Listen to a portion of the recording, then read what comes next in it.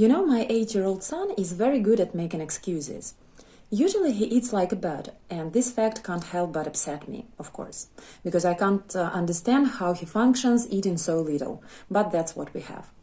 When it comes to sweet things, then of course he can eat a lot, he can eat like a horse, he runs to the kitchen full steam ahead, at lightning speed and devours everything. But unfortunately, common healthy food doesn't really float his boat. So when he comes home from school and I call him to the kitchen to have lunch, he usually says the same thing. I will come and eat it, but later. Of course, his lunch is there on the table for donkey's years, till the cows come home. Obviously, I feel blue about it, and finally, the lunch ends up in the garbage can. Yet, I think that this excuse, I will do it, but I will do it later, is a brilliant way to avoid doing things that we don't really want to do. You don't say no, therefore you don't irritate another person. At the same time, you liberate yourself from the things that you don't feel like doing.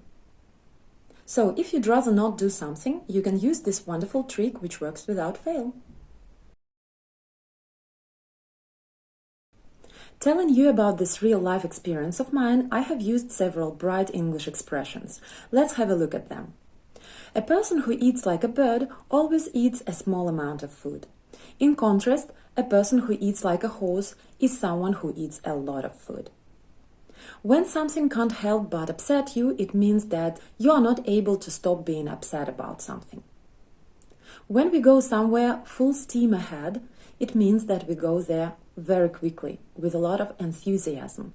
We can also say that we go there at lightning speed, or at the speed of light.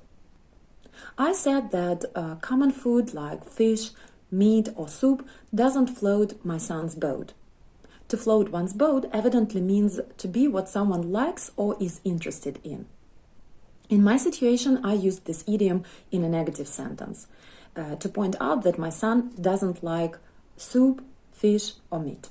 Certainly, I'm sad about it, and to express my sadness, I stated that I feel blue about it. Another idiom that we have seen in my story is till the cows come home. When we wait for something till the cows come home, it means that we wait for it for a long time. The expression for donkey's years conveys the similar idea. If we don't want to do something at a particular moment, we can note that we don't feel like doing it. And finally, if something works without fail, it means that it works always, in every case and for certain. In this true story from my life, I have just tried to show and teach you some nice English expressions, idioms, which will definitely make your speech brighter and more interesting. I strongly recommend you to use new vocabulary in the situations of your own and in your own stories. After all, we memorize things much better if they are somehow connected with us.